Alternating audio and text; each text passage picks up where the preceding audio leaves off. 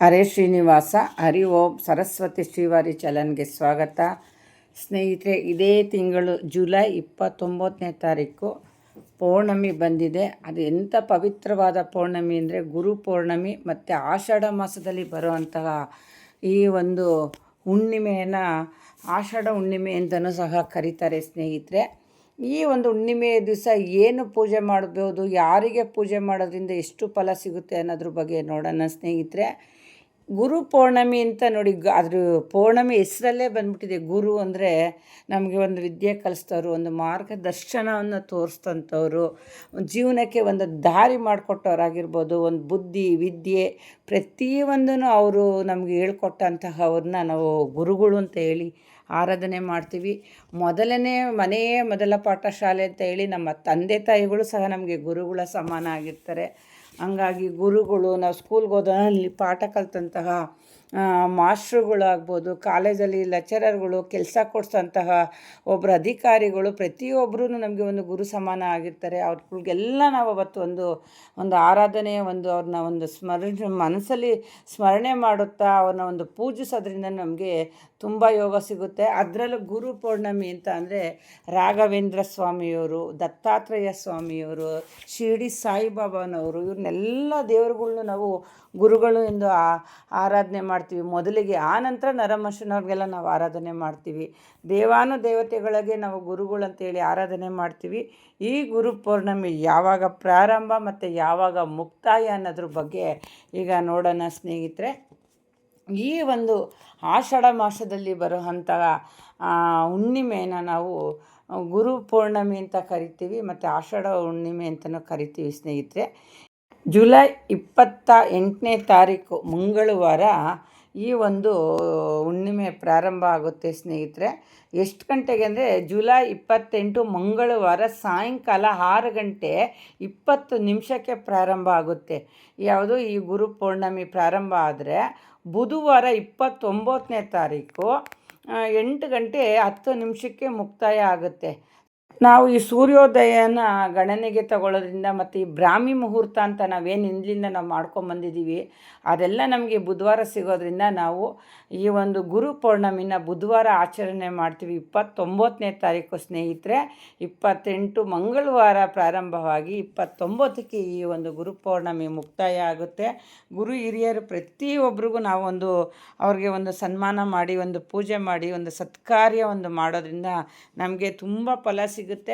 ಮತ್ತು ಈ ಒಂದು ಗುರು ಪೌರ್ಣಮಿ ದಿನ ಯಾವ ಥರ ಎಲ್ಲ ಪೂಜೆ ಮಾಡ್ಬೋದು, ಹೆಂಗೆ ಪೂಜೆ ಮಾಡೋದ್ರಿಂದ ಏನು ಫಲ ಅನ್ನೋದ್ರ ಬಗ್ಗೆ ನಾನು ಮುಂಬರುವಂತಹ ವಿಡಿಯೋದಲ್ಲಿ ಖಂಡಿತ ತಿಳಿಸ್ತೀನಿ. ಸ್ನೇಹಿತರೆ, ಆದರೆ ಈ ಗುರುಗಳು ಅಂತ ಲೆಕ್ಕ ತೊಗೊಂಡಾಗ ನಮಗೆ ನೋಡಿ, ರಾಘವೇಂದ್ರ ಸ್ವಾಮಿ, ದತ್ತಾತ್ರೇಯ ಸ್ವಾಮಿ, ಬಸವಣ್ಣ, ಶಂಕರಾಚಾರ್ಯರು, ನಮ್ಮ ಮಠದ ಗುರುಗಳು, ಅಧ್ಯಕ್ಷರು ಏನಿರ್ತಾರೆ ಅವರೆಲ್ಲರೂ ನಮಗೆ ಒಂದು ಗುರು ಸಮಾನವರಾಗಿರ್ತಾರೆ. ಈ ಒಂದು ಹುಣ್ಣಿಮೆ ದಿವಸ ವಿಶೇಷವಾಗಿ ಸತ್ಯನಾರಾಯಣ ಸ್ವಾಮಿನ ಪೂಜೆನ ಮಾಡ್ತಾರೆ ಮತ್ತು ಲಕ್ಷ್ಮೀ ಪೂಜೆನ ಮಾಡ್ತಾರೆ. ವಿಶೇಷವಾಗಿ ಚಂದ್ರೋದಯ ಆದಮೇಲೆ ಚಂದ್ರನಿಗೆ ಒಂದು ಆಜ್ಞೆ ನೀಡಿ ಅವ್ರಿಗೂ ಸಹ ಒಂದು ಪೂಜೆ ಮಾಡುವಂತಹ ಪದ್ಧತಿ ನಮ್ಮಲ್ಲಿ ಬಂದಿದೆ. ಸ್ನೇಹಿತರೆ, ಮತ್ತು ನೀವು ಈಗಿಂದ ಒಂದು ಲೀಸ್ಟ್ ಮಾಡ್ಕೊಳ್ಳಿ, ನಿಮಗೆ ಸಂಬಂಧಪಟ್ಟ ಗುರುಗಳು ಯಾರ್ಯಾರಿದ್ದಾರೆ, ಯಾರ್ಯಾರಿಗೆ ನೀವು ಒಂದು ಪ್ರೀತಿ ವಿಶ್ವಾಸ ತೋರಿಸ್ಬೇಕು, ಅವ್ರಿಗೊಂದು ಸನ್ಮಾನ ಮಾಡ್ಬೋದು, ಅವ್ರಿಗೊಂದು ಆರಾಧನೆ ಮಾಡಬೇಕು ಅಂತ ನೀವು ಮನಸ್ಸಲ್ಲಿ ಅಂದ್ಕೊಂಡಿದ್ದೀರೋ ಅವ್ರನ್ನೆಲ್ಲ ಒಂದು ಲೀಸ್ಟ್ ಮಾಡಿ. ಒಂದು ಯೋಗಕ್ಕೆ ಹೋಗ್ತಿದ್ರೆ ನೋಡಿ, ಯೋಗ ಹೇಳ್ಕೊಡೋರು ಸಹ ನಮಗೆ ಒಂದು ಗುರುಗಳು. ಒಂದು ಮೆಡಿಟೇಷನ್ಗೆ ಹೋಗ್ತೀವೋ ಅಲ್ಲಿ ಹೇಳ್ಕೊಡೋ ಅಂಥವ್ರು ನಮ್ಮ ಗುರುಗಳು. ಒಂದು ಭಜನೆ ಕ್ಲಾಸ್ಗೆ ಹೋಗ್ತೀವ, ಅಲ್ಲಿ ನಮಗೆ ಭಜನೆ ಸಂಗೀತ ಹೇಳ್ಕೊಡೋ ಅಂಥವ್ರು ಸಹ ಅವರು ನಮ್ಮ ಗುರುಗಳು.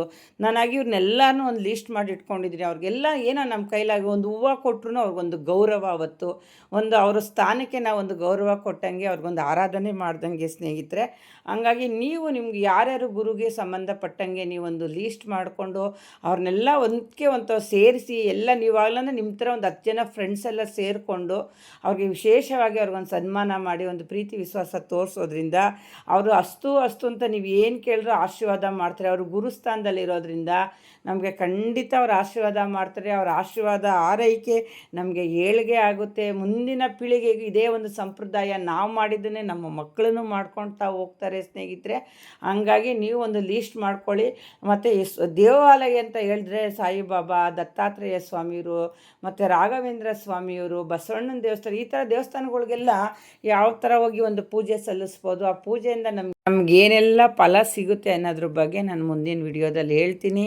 ಈ ವಿಡಿಯೋ ಇಷ್ಟ ಆಗಿದರೆ ದಯವಿಟ್ಟು ಸಬ್ಸ್ಕ್ರೈಬ್ ಮಾಡಿ, ಲೈಕ್ ಮಾಡಿ, ಶೇರ್ ಮಾಡಿ.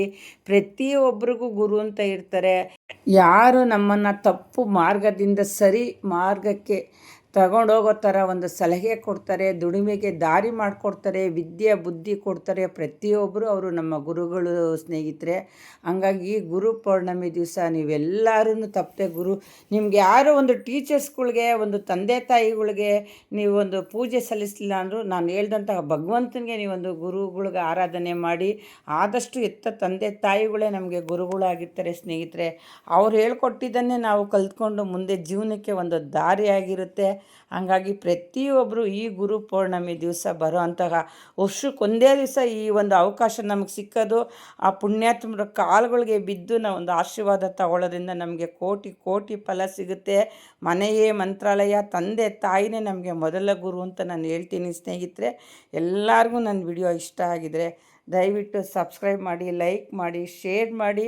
ಫ್ರೆಂಡ್ಸು ನೀವೆಲ್ಲರೂ ಸೇರಿಕೊಂಡು ಗುರುಗಳನ್ನ ಒಂದು ಕಡೆ ಸೇರಿಸಿ ನೀವೊಂದು ಈ ಕಾರ್ಯಕ್ರಮಗಳ್ನ ಮಾಡ್ಬೋದು ಸ್ನೇಹಿತರೆ. ಹರಿ ಓಂ ಹರೇ ಶ್ರೀನಿವಾಸ.